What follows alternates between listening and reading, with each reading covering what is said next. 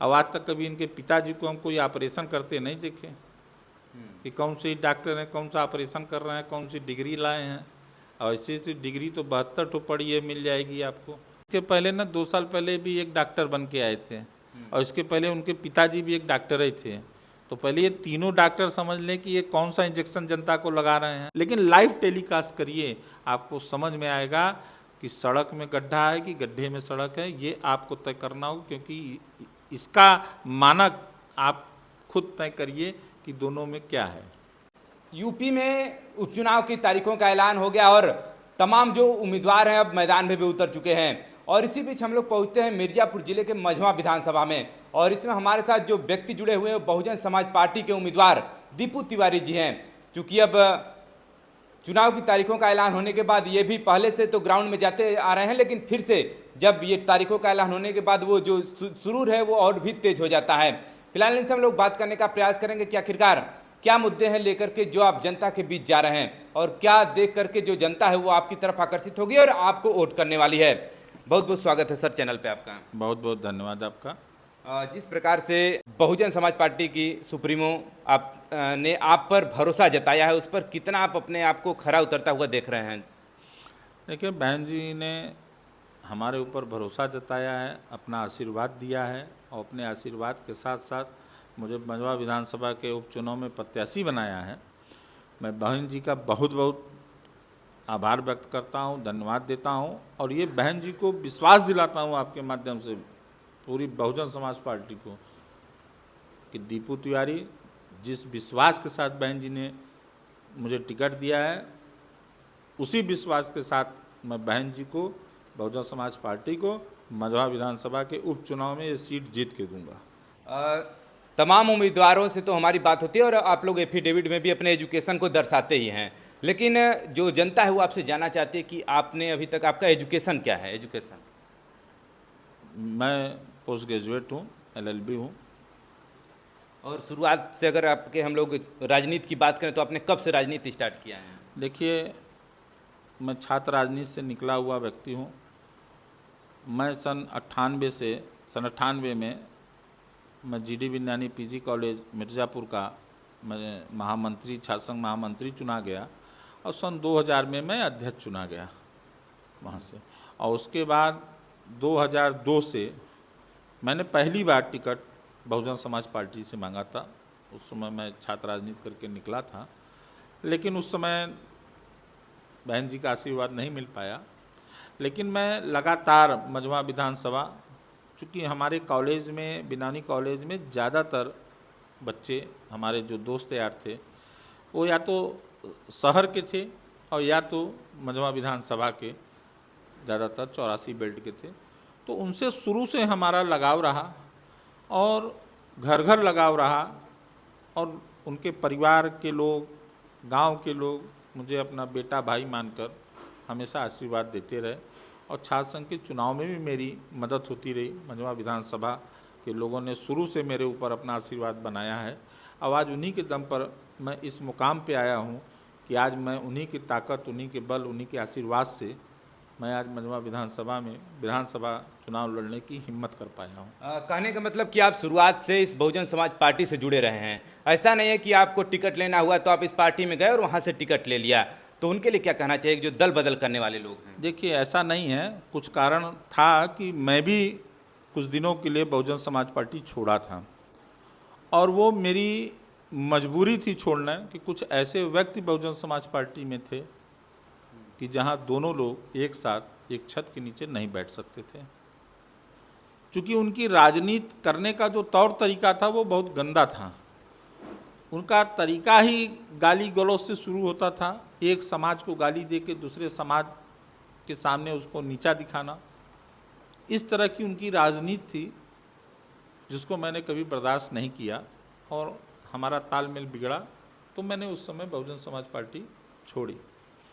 लेकिन मेरा लगाव, मेरा अपनापन जो बहुजन समाज पार्टी के लोग थे, जो कार्यकर्ता थे, उनसे शुरू से मेरा लगाव था। क्योंकि छात्र राजनीति करने वाला व्यक्ति कभी जातिवाद की राजनीति नहीं कर सकता, क्योंकि छात्र राजनीति में तो सर्व समाज के लोग एक साथ रहते हैं, पढ़ते हैं, लिखते हैं, खेलते कूदते हैं, तो उस जगह जात की बात नहीं हो सकती। तो हम लोगों के साथ के जो लड़के पढ़े, जो हमारे मित्र पढ़े, दोस्त पढ़े, कुछ लोग सीनियर थे, कुछ जूनियर थे, तो आज मजमा विधानसभा में मैं घूम रहा हूँ तो कहीं ना कहीं उसका फ़ायदा मुझे मिल रहा है। मैं जा रहा हूँ तो पुराने लोग मुझसे मिल रहे हैं कि भैया मैंने आपको महामंत्री में वोटिंग किया था।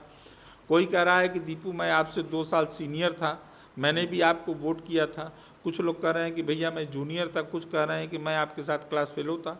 तो इसका मुझे बहुत फ़ायदा मिल रहा है और एक अपनत्व मुझे लग रहा है कि जो आज 24 साल पहले अपनत्व मेरे साथ था कॉलेज के अंदर, आज वो मझवा विधानसभा में उन्हीं भाइयों के द्वारा आज मुझे फिर से वो सम्मान दिया जा रहा है। और उस समय भी मजबूती से मेरे साथ वो लोग खड़े थे, आज भी वो मझवा विधानसभा में मजबूती से ही, उससे ज़्यादा मजबूती से खड़े हैं, क्योंकि कल उनके साथ एक वोट उनका होता था, आज अगर उनकी शादी हो गई है, उनके बच्चे हो गए, अगर उनके बहू आ गई हैं, तो आज वो अपने साथ साथ हमको 3 वोट का और प्लस कर रहे हैं। जो तमाम उम्मीदवार हैं चुनाव मैदान में, उनको आप किस तरीके से आप उनसे अपने आप को श्रेष्ठ समझ रहे हैं कि हाँ हम जीत करके विधानसभा जाएंगे? देखिए, सबसे पहली बात तो मैं तो किसी से अपने को श्रेष्ठ नहीं समझ रहा हूँ। नहीं, चुनाव में जब जीतेंगे तमाम वोटों से, देखिए, श्रेष्ठता की जहाँ बात है वो जनता तय करेगी कि कौन सा प्रत्याशी श्रेष्ठ है।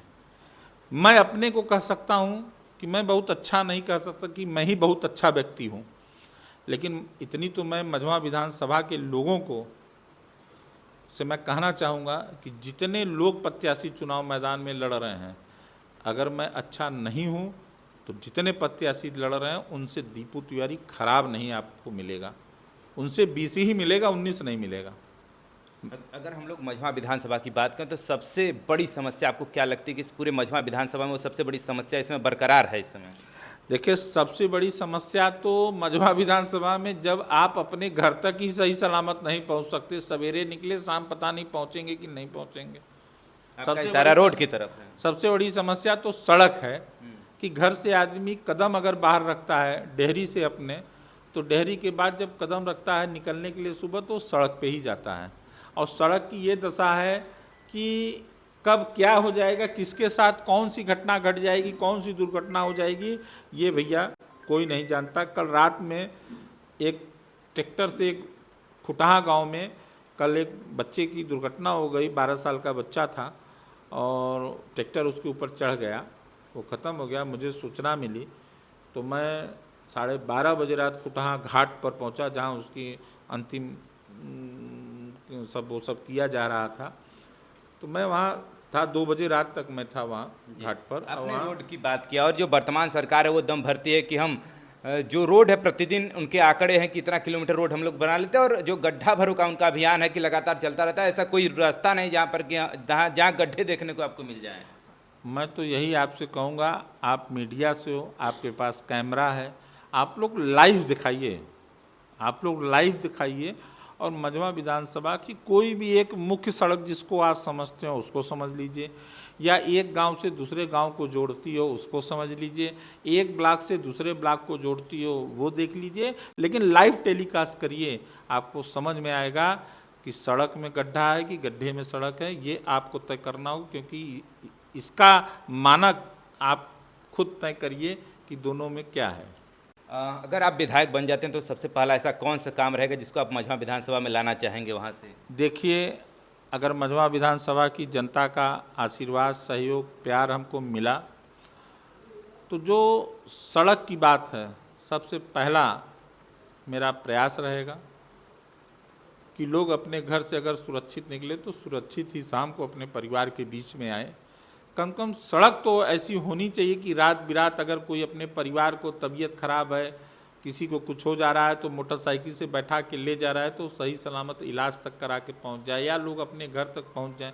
बच्चे स्कूल छोटे छोटे साइकिल से पढ़ने जा रहे हैं, पढ़ नहीं पा रहे हैं। कल की घटना जो मैं बताया यही थी कि साइकिल से बच्चे जा रहे थे, सड़क गड़बड़ था, साइकिल डगमगाई, पीछे से ट्रैक्टर चढ़ गया उसके ऊपर, अब वो लड़का ख़त्म हो गया। अब उस 12 साल के लड़के का क्या दोष है?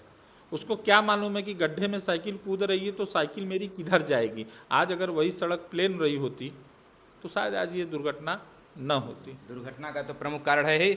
और जैसा कि भारतीय राजनीति में यह भी कहा जाता है कि जो जातिगत समीकरण है उसको देख करके लोग चुनाव जीतते भी हैं और चुनाव होते भी आ रहे हैं। हाल ही में आज़ाद समाज पार्टी के नगीना से सांसद भी चुने गए हैं और ऐसा माना जाता है कि जो आपका बहुजन समाज पार्टी का जो बेस वोट है उसको काटने का भी काम कर रहे हैं। तो आपको क्या लगता है जो यहाँ के उम्मीदवार हैं आपकी वोट को काट पाएंगे वो? ऐसा है कि कैसे कहावत कही है ना कि अंधेर के हाथ में बटेर लगा, एक कहावत है। तो ये नगीना विधानसभा नहीं है या लोकसभा नहीं है, ये मिर्ज़ापुर है और उनका ऐसा कोई यहाँ पे प्रभाव नहीं है कि जिससे बहुजन समाज पार्टी को कोई नुकसान पहुँचे। और बहुजन समाज पार्टी को बड़ी बड़ी पार्टी आज तक नुकसान नहीं पहुँचा पाई, बहुत दिनों से लगी है पहुँचाने के लिए, नहीं पहुँचा पाई। तो आज़ाद पार्टी की कोई महत्व नहीं है मझवा विधानसभा में, उनसे कोई प्रभाव नहीं पड़ने वाला और कहीं से कुछ नहीं होने वाला और उनका कहीं कोई मतलब नहीं है यहाँ। आपके समाज का कितना समर्थन मिल रहा है? क्योंकि माना जाता है कि भारतीय जनता पार्टी के जो सवर्ण जाति के लोग हैं भारतीय जनता पार्टी को ही वोट करते हैं, तो उनका कितना सहयोग आप लोग को मिल रहा है? देखिए, आप हमारे समाज की बात किए तो अगर आपने उससे पहले आपने कहा कि जातिगत आंकड़ा, तो राजनीति अगर जातिगत आंकड़ा पे चल रही है तो उस जातिगत आंकड़ा में भी मैं फिट बैठ रहा हूँ। इसका मतलब भाई ब्राह्मण बहुल विधानसभा है ये और मैं ब्राह्मण कैंडिडेट हूँ। संख्या भी है, बड़ी संख्या में पहले नंबर पे यहाँ ब्राह्मण हैं, दूसरे पे चमार हैं, तीसरे पे बाकी हैं। तो जब पहला और दूसरा जो मैंने नाम लिया, अगर वही दो एक हो गए तो बड़ी संख्या हो गई। जैसे एक कहावत है ना, आधे में बनारस आधे में भेलूपुर, तो वही स्थिति मझवा विधानसभा की है। 4 लाख मतदाता हैं तो 4 लाख में तो आधे तो हम दोनों भाई हैं। तो जब दो भाई मजबूती से खड़े हो गए तो फिर कौन आएगा बीच में। और जहाँ समाज की बात करते हैं तो समाज मेरा परिवार है, मेरा घर है और मुझे ये विश्वास है कि मेरा परिवार मेरा साथ देगा और मेरे साथ खड़ा है और शुरू से खड़ा है। अभी यहाँ से बहुजन समाज पार्टी से हैट्रिक लगा चुके डॉक्टर रमेश बिंद की लड़की डॉक्टर ज्योति बिंद चुनाव मैदान में हैं, तो उनको किस स्तर पे देखते हैं अपने? कोई स्तर नहीं से मैं देख रहा हूँ उनको, कोई मतलब नहीं है उनका। ऐसा 15 साल जनता ने देख चुका, जब जनता नहीं देख रही तो मैं क्यों चलूँ देखने। अब तो उनकी लड़की अब आई हैं चुनाव मैदान में, युवा हैं, MBBS की डिग्री लेकर के चुनाव मैदान में उतरी हैं। इसके पहले ना 2 साल पहले भी एक डॉक्टर बन के आए थे और इसके पहले उनके पिताजी भी एक डॉक्टर ही थे। तो पहले ये तीनों डॉक्टर समझ लें कि ये कौन सा इंजेक्शन जनता को लगा रहे हैं। पहले उनके पिताजी ने लगाया, फिर उन्हीं के लोग एक आए, वो लगा के 2 साल में चले गए। अब ये तीसरे मैडम आई हैं, तो ये लोग कौन सा इंजेक्शन लगा रही हैं जनता को। अब ये जनता समझे कि किस डॉक्टर से इंजेक्शन लगवाना है। अब उनकी डिग्री, उनका जो भी वो इलाज करने, क्या इलाज करने आई हैं हम तो नहीं समझ पा रहे हैं। अब आज तक कभी इनके पिताजी को हम कोई ऑपरेशन करते नहीं देखे कि कौन से डॉक्टर हैं, कौन सा ऑपरेशन कर रहे हैं, कौन सी डिग्री लाए हैं। और ऐसी डिग्री तो 72 ठो पड़ी है, मिल जाएगी आपको। फर्जी डिग्री लेके जब चलना है तो ऐसे तो 72 ठो डॉक्टर घूम रहे हैं झोला छाप।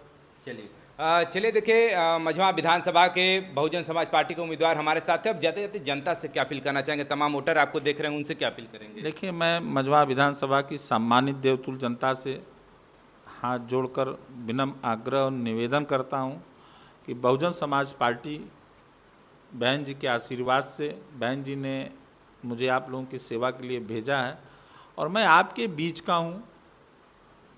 आपके सुख दुख में शुरू से मैं निरंतर आज 24 साल से आप लोगों के साथ खड़ा हूं और मैं चाहता हूं कि इस भाई के ऊपर, बेटे के ऊपर एक बार अपना आशीर्वाद, प्रेम बनाएं।